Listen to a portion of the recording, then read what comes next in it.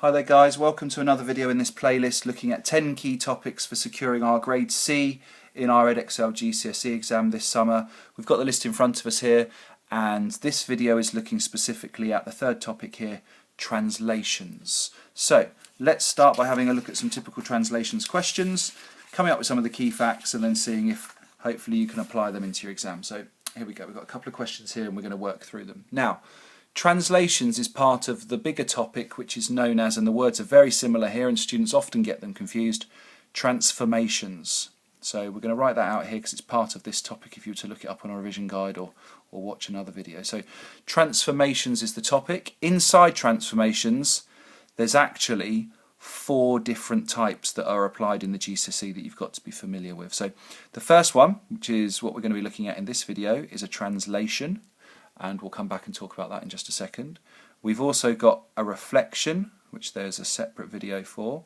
We've got a rotation, again there's a separate video for that one. And we finish with an enlargement.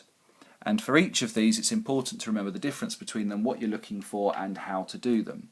So a translation, I always tell my students and kind of help myself by remembering that it's like a slide. It goes across the page, sliding left and right and up and down, but it still ends up facing the same way. It's the same size, it's just been moved left and right, up and down. A reflection is like a flip. And you can kind of tell this one, could I fold the exam paper over and make it land on the new shape? And if I could, it's probably a reflection. A rotation, hence the name, is a bit like a spin. And I always kind of say to my students, if you're in the GCSE exam and you can turn the paper around to make the shape look like the new one, then it's probably been rotated. And then an enlargement, hence the name, is a grow, but also look out for, even though it's called an enlargement, it could be a shrink, it could make the shape smaller. So those are our 4 types of transformation, and this video is looking particularly at that first one there, a translation.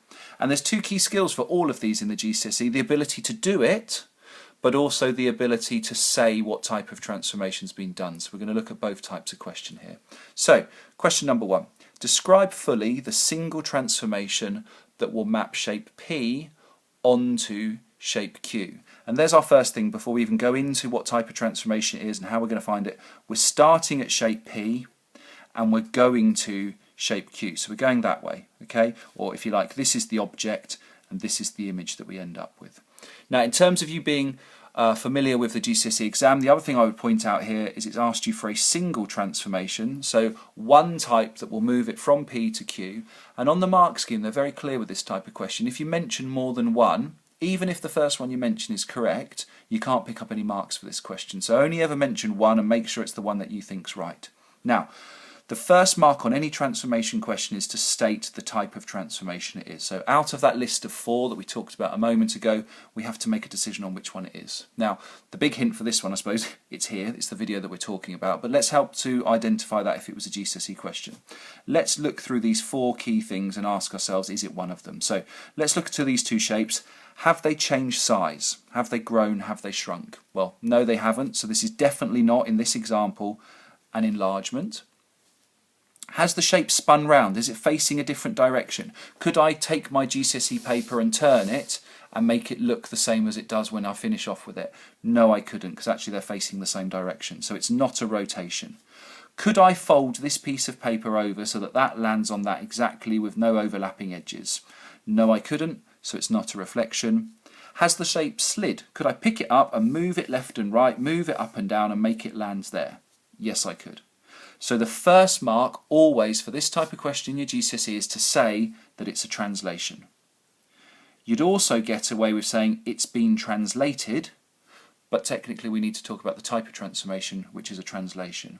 Now, once we've decided it's a translation, we need to explain to the examiner how it's been, for want of a better word, slid. So we need to talk about how it's moved horizontally and how it's moved vertically. And the way we talk about it is by what's known as a vector. Okay, and this is a vector, it describes the movement and there's 2 numbers in it, the number that goes on top, which is x, and the number that goes underneath, which is y. So a bit like a coordinate, I suppose, but it's been turned on its end rather than lying flat. Now, what you need to remember with this x movement and this y movement, x, much like the x-axis, is the horizontal movement, or along the corridor. I'd imagine your teachers have probably told you at some point in your years at school. And your Y is your vertical movement, you're up the stairs. So we've got an up and down movement that goes on the bottom of the vector, and we've got a left and right movement that goes on the top of the vector. And then, using a little bit of logic, think about the number scale. If I'm moving to the right, I'm going up the number scale, so I'm adding. So a positive number on the top here is going to be moving to the right. If I'm moving to the left, I'm going down the number scale, so I'm taking away. So a negative number on the top here is a left movement. Same, using a little logic on the bottom here. If I'm going up the page, I'm going up the number line, so I'm adding. So a positive number on the bottom is a vertically up movement. And similarly, if I'm coming down the page, going down the number line, I'm subtracting. So a negative number on the bottom is a vertically down movement. So let's have a think about the movement that R-Shape's made here in this particular question. How we do this, and here's a common mistake that students make, so don't do what I'm about to say. A lot of students count the space between the shapes. So they say, well, hold on, there's a gap here of 1 square, so it must have moved 1 place.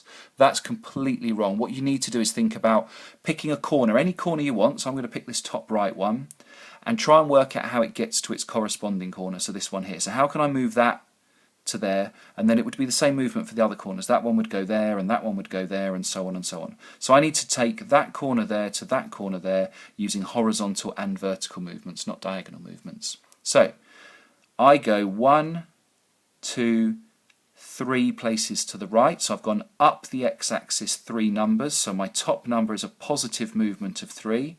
So I'm going to have a +3 on the top of my vector, and I can write the plus sign, but I don't need to.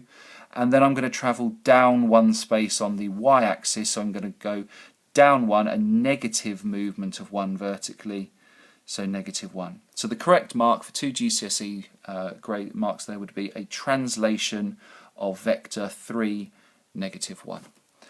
Now, I said to you a few moments ago, this question could turn up in 2 ways. And the second way this question could turn up is completely the other way round. You've got to actually do the translation. And I think these ones are even easier, but it depends on your practice and it depends on kind of, I suppose, where the brain thinks. So it says to us translate. So we know it's going to slide across the page. So we know we're going to do an up and down and a left and right movement. And it gives us our vector. And the first thing we remember is this number on the top is x. So it's our left and right movement. And this number on the bottom is y. And so that's our up and down movement. And we remember that if it's going to the right, it's a plus, and if it's going to the left, it's a minus. If it's going up, it's a plus, and if it's going down, it's a minus. So my number 6 here is my horizontal movement, and because it's positive, I'm taking this shape and I'm moving it 6 squares to the right. So again, pick a corner, any corner you want, but I'm going to pick that one, and I'm going to bounce it across 1, 2, 3, 4, 5, 6 squares. Then the vertical movement, and this time it's a -1, so it's going to go down 1 place, so down 1, and so my right angle corner is now there. If you can visualise the shape, draw it in. I'm going to do that in just a second. If not, pick another corner and do the same movement, pick another corner and do the same movement. I'm going to visualise this in, so I've got a length of 4 here, with it finishing in that corner there, so it's going to have to be here. There's my 4 squares.